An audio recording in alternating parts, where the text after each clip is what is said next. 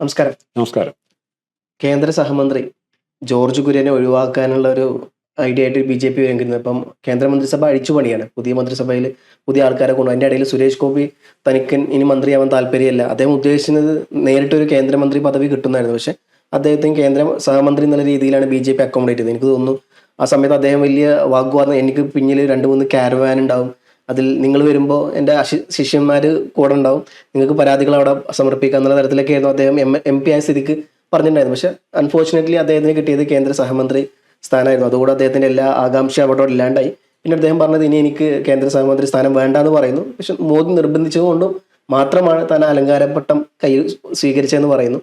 ഇപ്പം അദ്ദേഹം പറയുന്നു, ഞാൻ സിനിമയിലായിട്ട് മുഴുവൻ കോൺസെൻട്രേഷൻ ചെയ്യാൻ പോവുകയാണ്, എനിക്കിനി മന്ത്രി പദവി ഒന്നും വേണ്ട, ആവശ്യമില്ല എന്നും സുരേഷ് ഗോപി പറയുന്നു. മറുവശത്ത് ജോർജ് കുര്യനെ ഒഴിവാക്കുന്നു. ഇപ്പോൾ ജോർജ് കുര്യനെ ഒഴിവാക്കുമ്പോൾ എനിക്ക് തോന്നുന്നു ബി.ജെ.പി ജോർജ് കുര്യൻ എടുക്കാനുള്ള കാരണം കേരളത്തിൽ ഈ പറഞ്ഞ പോലെ ഒരു ക്രിസ്ത്യൻ ഔട്ട്റീച്ച്, ഇത് ബി.ജെ.പിയുടെ, ഞാൻ അങ്ങനെ ആ വ്യൂ പോയിന്റ് കാണുന്നതാണ്.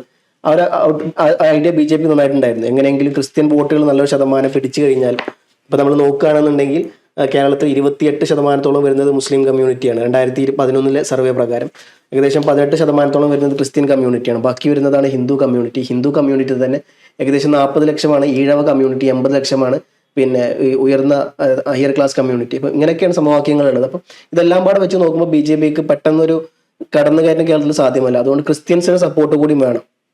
അപ്പം അത് കണ്ടുകിട്ടാണ് പിന്നെ സുരേഷ് ഗോപിനെ നിർത്തുന്നതും ക്രിസ്ത്യൻ ഔട്ട്റീച്ചിൽ ജോർജ് കുര്യനെ സഹമന്ത്രിയാക്കി കൊണ്ടുപോകുന്നതൊക്കെ. പക്ഷെ അതെല്ലാം അമ്പേ പാളുന്ന ഒരു സമ്പ്രദായമാണ് ഈ 2026 ഇലക്ഷനിൽ കണ്ടത്.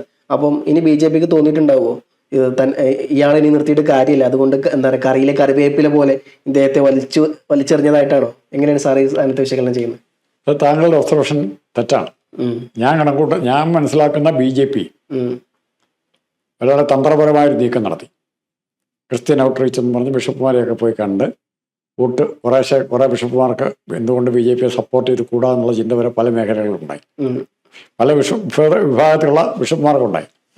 പക്ഷേ അത് എൻ്റെ തിരിച്ചടി എന്തായിരിക്കുമെന്ന് നന്നായിട്ട് അറിയാവുന്ന FCRA വയലേഷൻ എന്ന് പറഞ്ഞ് ഉത്തരേന്ത്യയിലെ സഭകൾക്കെതിരായി നടപടിയെടുത്തു. ഇങ്ങോട്ട് പൈസ കൂടിക്കണങ്ങൾ അത് ബ്ലോക്ക് ചെയ്യാനായിട്ട് ആര് ശ്രമിച്ചു? കേന്ദ്ര ഗവൺമെൻറ് ശ്രമിച്ചു. അപ്പോൾ ക്രിസ്ത്യൻ ഔട്ട്റീച്ച് അവർ ഉദ്ദേശിച്ചിരുന്നെങ്കിൽ ഈ ഇലക്ഷൻ വരെയെങ്കിലും അത് മാറ്റിവെക്കായിരുന്നു.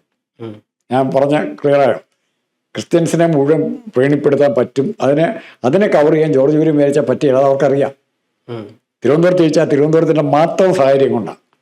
തിരുവനന്തപുരത്ത് പറഞ്ഞ പോലെ സുരേഷ് ഗോപി കയറാത്ത അരമനകളില്ല, കാണാത്ത അച്ഛന്മാരില്ല.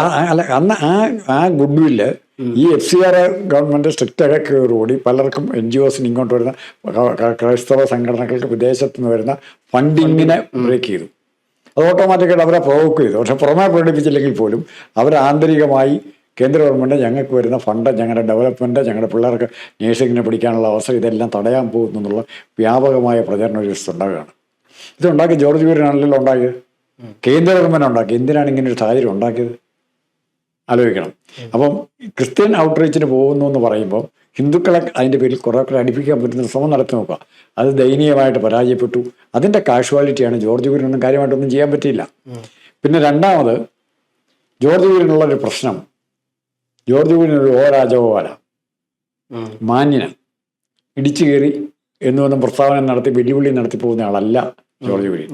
അപ്പോൾ ജോർജ് കുര്യനെ പറ്റുന്ന സ്ഥിതിയല്ല ഇപ്പോഴത്തെ BJP രാഷ്ട്രീയവും കേരള രാഷ്ട്രീയവും.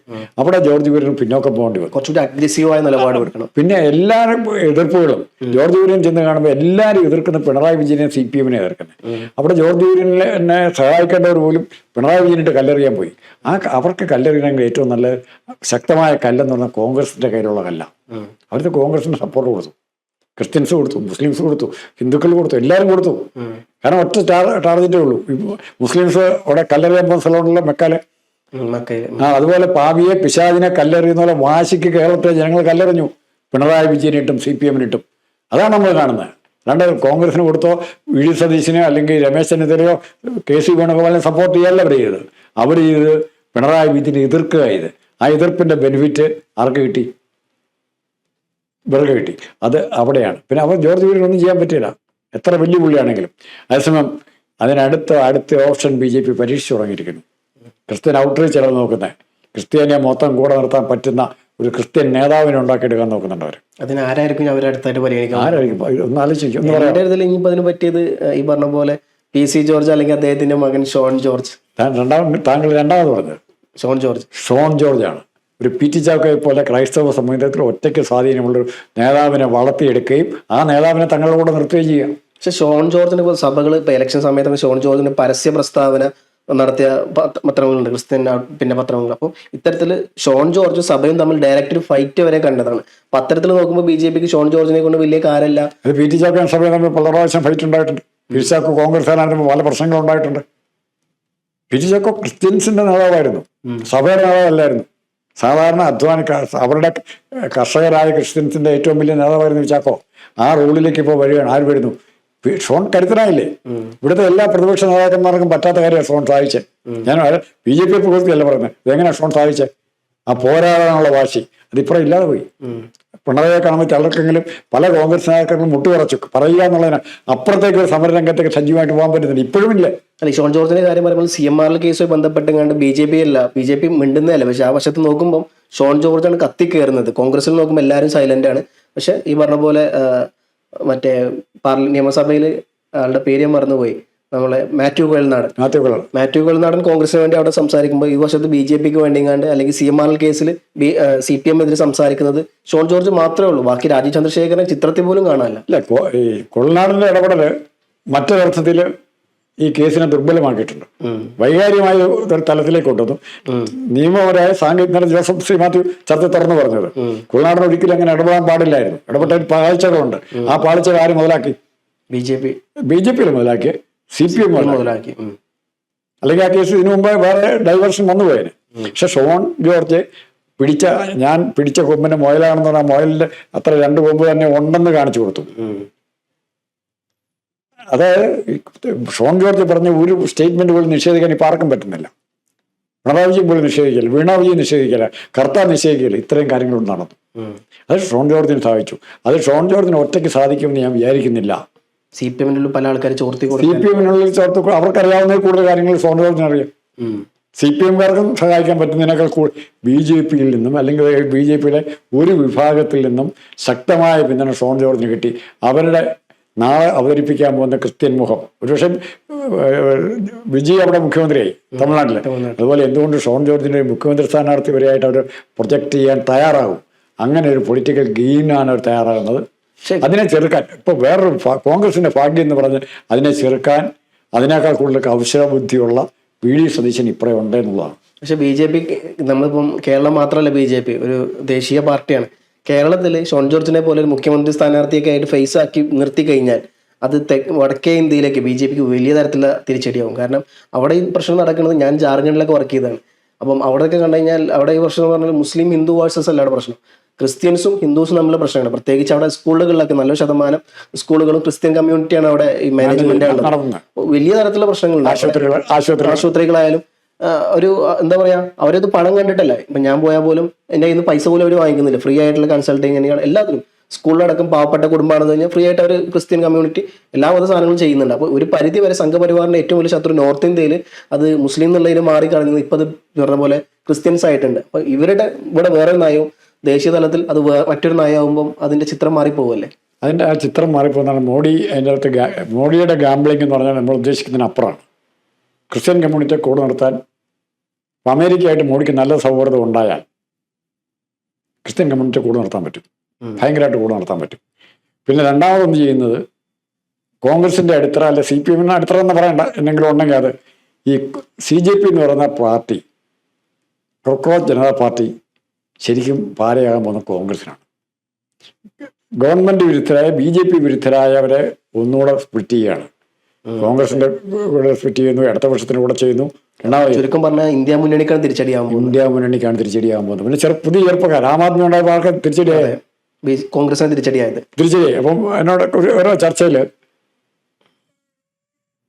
ഏതാനും വർഷം മുമ്പ് ആം ആദ്മി കേരളത്തിൽ എന്തേ ക്ലച്ച് പിടിക്കാതെ വളരാത്ത എന്തെന്ന് ചോദിച്ചു. അപ്പോൾ അനിതാ പ്രതാപം തോന്നുന്നു, അനിതാ പ്രതാപ് എറണാകുളത്ത് മത്സരിക്കുന്നുണ്ട്. പറഞ്ഞ അച്യുതാനന്ദൻ ഉള്ളത്തോളം കാലം, അച്യുതാനന്ദനെ കേരളത്തെ ജനങ്ങൾ വിശ്വസിക്കുന്നിടത്തോളം കാലം ആം ആദ്മി കേരളത്തിൽ വളരുകയില്ല. അതിൻ്റെ കാരണം ആം ആദ്മി മുന്നോട്ട് വയ്ക്കുന്ന പോളിസി അതിൻ്റെ ഒരു ഇമേജ്, ആശയങ്ങളുടെ ഇമേജ് അച്യുതാനന്ദനാണ്, പ്രതിനിധി അച്യുതാനന്ദനാണ്.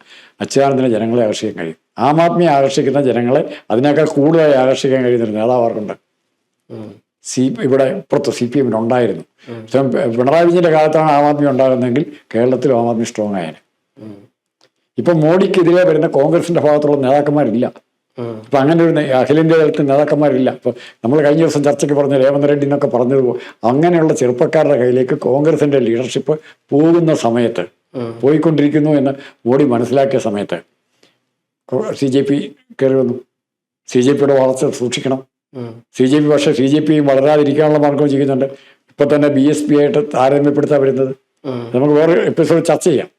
മായാവതിയും ഒക്കെ കൂടെ ചെയ്ത കാൻസറാമിന്റെ കാലത്തുണ്ട അതേപോലെ അംബേദ്കറിന്റെ പടമായിട്ടാണ് ഇവിടെ വന്നിറങ്ങുന്നത്. ഭഗത് സിംഗ്, അംബേദ്കർ. അപ്പോൾ അത് അപ്പൊ തന്നെ ഒരു വിഭാഗം ഹിന്ദു കമ്മ്യൂണിറ്റിയിൽ എതിർപ്പുണ്ടായി കഴിഞ്ഞു അല്ലേ? അത് ആ കമ്മ്യൂണിറ്റിയുടെ മോഡിയായിട്ട് സപ്പോർട്ട് ചെയ്യുന്ന കമ്മ്യൂണിറ്റിയാണ്. അവരാരുടെ കൂടെ നിൽക്കും? അപ്പൊ ഈ രാഷ്ട്രീയം എന്ന് പറയുന്നത് കുഴഞ്ഞ് സങ്കീർണമായി പോവാണ്. ഇപ്പൊ നമ്മൾ ഇവിടെ തൊട്ട് ഇതിന് മനസ്സിലാക്കി ഈ ഒരു പേജ് വായിക്കി വരുമ്പോഴത്തേക്കും മറു പേജിൽ അതിനേക്കാൾ വിരുദ്ധമായ കാര്യങ്ങളാണ് കാണുന്നത്. ഏത് ശരി ഏത് തെറ്റെന്ന് ആർക്കും തിരിച്ചറിയാൻ പറ്റില്ല. പക്ഷെ ഇത് സംഭവങ്ങളുടെ പരമ്പരയായിരിക്കും. ആ സംഭവങ്ങളുടെ ഒഴുക്കിൽപ്പെട്ട് മരങ്ങളൊക്കെ ഒഴുകി വരുന്നവരെ നേതാക്കന്മാരും രാഷ്ട്രീയമൊക്കെ മാറുന്ന ഒരു കാലഘട്ടത്തിലേക്ക് എത്തിക്കൊണ്ടിരിക്കുകയാണ്. ആ സമയത്ത് കരുത്തരായ ലീഡർഷിപ്പ് ഉള്ളവർ ഉള്ള പാർട്ടികൾ, പ്രസ്ഥാനങ്ങൾ, ആശയങ്ങൾ അവർ മുമ്പോട്ട് വരും.